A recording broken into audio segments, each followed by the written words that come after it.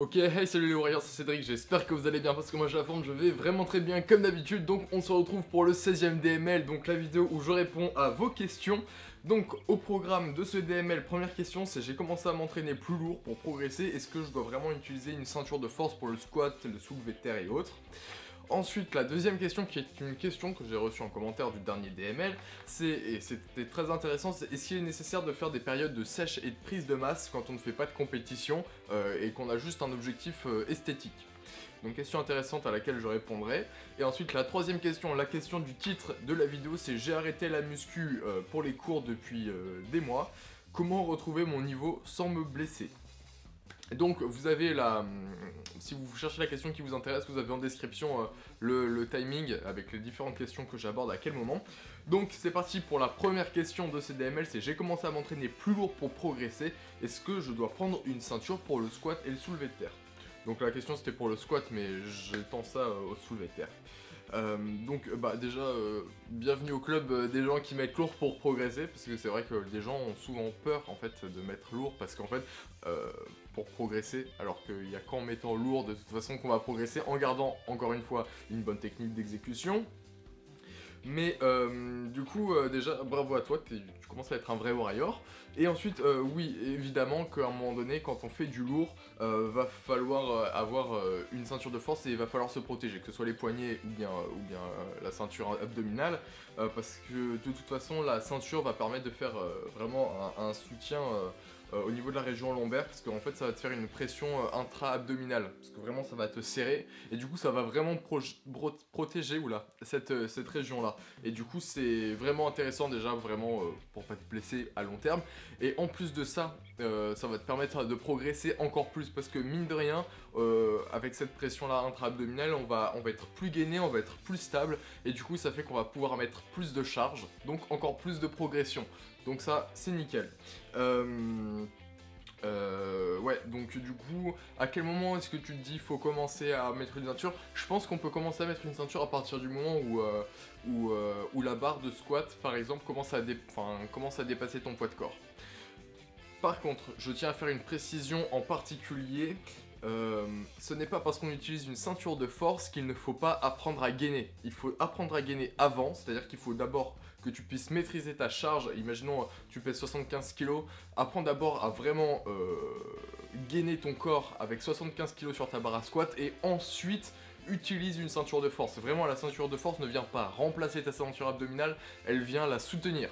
Du coup, vraiment, apprends à bien gainer et ça ne t'empêche pas de faire du travail de gainage en dehors de ça, parce que c'est le plus important, la ceinture vient soutenir, mais apprends à gainer d'abord. Du coup, à ce propos-là, tant qu'à faire, ceinture Warrior Gear, si vous voulez une ceinture, il y a plusieurs, je vais vous mettre en description de toute façon le lien avec toutes les ceintures Warrior Gear, que ce soit, enfin, quel que soit votre objectif, vous trouverez des trucs aussi selon la gamme de prix que vous voulez mettre dans votre ceinture. Et en plus de ça, vous avez 5% de réduction, le code est en description, donc si vous voulez une ceinture de force vraiment pour vous protéger parce que vous commencez à progresser, cliquez sur le lien en dessous, faites-vous plaisir, vous avez 5% de réduction et donc tout le monde est gagnant. Et ça me fait plaisir que vous preniez du bon matériel pour vous protéger, c'est important vraiment là-dessus, vous pouvez y aller. Je connais même des gens qui vont au marteau pour essayer de rendre cette ceinture-là plus souple, parce que vraiment elle soutient bien, c'est de la très bonne qualité. Donc vraiment si vous cherchez une ceinture, le lien est en description avec le code de réduction, c'est gratuit, c'est pour vous. Donc ça c'est la première question. Deuxième question, est-ce qu'il est nécessaire de faire des périodes de sèche et de prise de masse quand on ne fait pas de compétition? Alors j'ai trouvé cette question hyper intéressante, pas vraiment d'un point de vue explication des mécanismes de musculation, mais parce que c'est une question qui englobe vraiment une vision de la musculation en elle-même. Du coup, est-ce qu'il est nécessaire de faire des périodes de sèche et de prise de masse quand on ne fait pas de compétition et qu'on a un but juste esthétique? Ma réponse pour moi, et non, tout simplement que, enfin, quand la question c'est des périodes de prise de masse et sèche, c'est-à-dire enchaîner des prises de masse plus sèche, plus prise de masse plus sèche. Bon. Quand on a un objectif esthétique, t'as ton objectif qui est fixé. En principe, t'as ton objectif qui est fixé. Donc du coup, tu vas essayer d'atteindre cet objectif-là. Donc évidemment, au départ, tu vas faire une période de prise de masse pour prendre du muscle. Si ton objectif c'est de prendre du muscle, tu vas faire ta prise de muscle, et ensuite, une fois que tu as fait ta prise de muscle et que tu as atteint un niveau qui te convient, hop, tu vas faire ta sèche pour avoir un physique qui te plaît tout simplement. Et une fois que tu as un physique qui te plaît et que tu as atteint ton objectif, tu peux te maintenir et toujours avoir cette passion de faire de la musculation parce que c'est un sport qui te fait plaisir. Voilà, du coup après, encore une fois, tout dépend de ce qui est esthétique pour toi et c'est vraiment, ça me permet vraiment de faire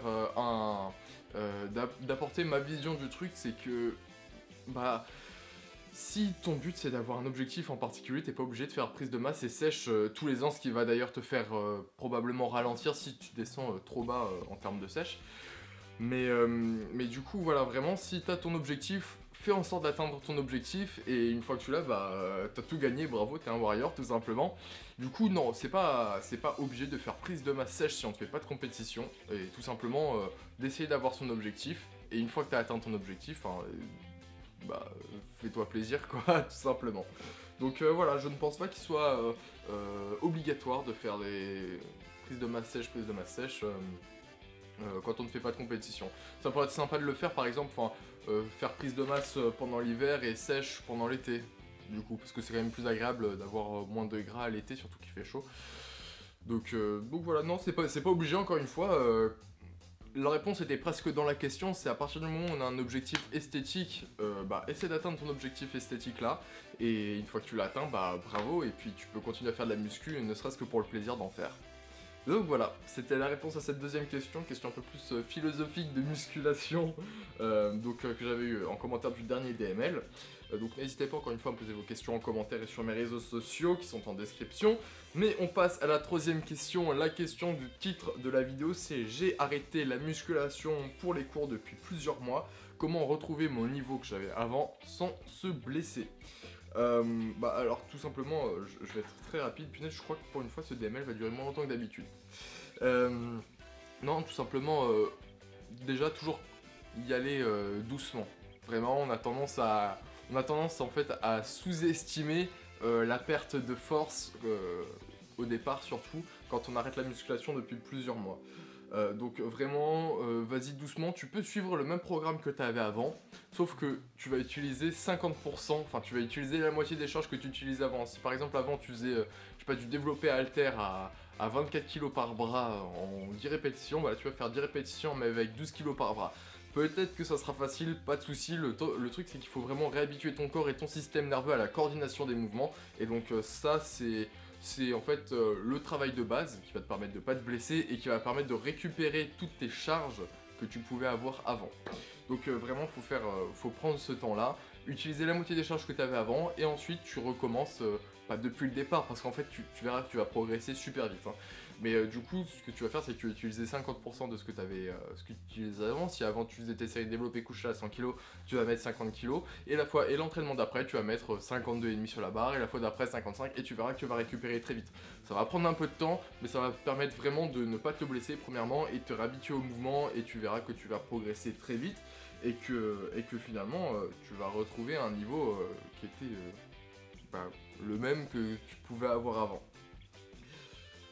Les Warriors, ça fait 8 minutes, un peu plus, je crois que ça doit faire genre 8 minutes 30, et je crois que c'est la première fois que je finis un DML aussi rapidement. Non, bon écoutez, j'ai rien de particulier à vous dire. Posez-moi vos questions en commentaire. Si vous voulez choper une ceinture comme d'habitude, le lien est en commentaire, donc je vais vous mettre toutes les ceintures selon... de toute façon, vous allez cliquer dessus et vous verrez, il y a la ceinture selon votre objectif, selon le budget que vous voulez y mettre, et du coup vous trouverez une ceinture qui vous va parfaitement, qui vous va à ravir. Du coup les Warriors, comme d'habitude, allez surtout me suivre sur mon Instagram, je le mets en description. De toute façon tout est en description, tous mes réseaux sociaux sont en description, mais surtout Instagram, c'est là où je suis le plus actif, où parfois je vous pose des questions, je fais des sondages, vous pouvez voir mes photos Instagram, c'est super. Si t'es pas abonné à la chaîne, n'oublie pas de le faire, active la petite cloche, je crois que c'est la première fois de ma vie que je demande d'activer la petite cloche, parce que c'est important. Et voilà, je crois que je vous ai à peu près tout dit, comme d'habitude. Les réseaux sociaux sont en description, je suis en train de me répéter. Non mais bon écoutez, merci d'avoir regardé la vidéo jusqu'au bout les Warriors. Posez-moi vos questions en commentaire ou bien sur mes réseaux sociaux comme d'habitude. Tout est en description pour la 12e fois de la vidéo, je le dis. Et moi sur ce, je vous laisse les Warriors, hashtag on est des Warriors, hashtag on va envahir le YouTube Game.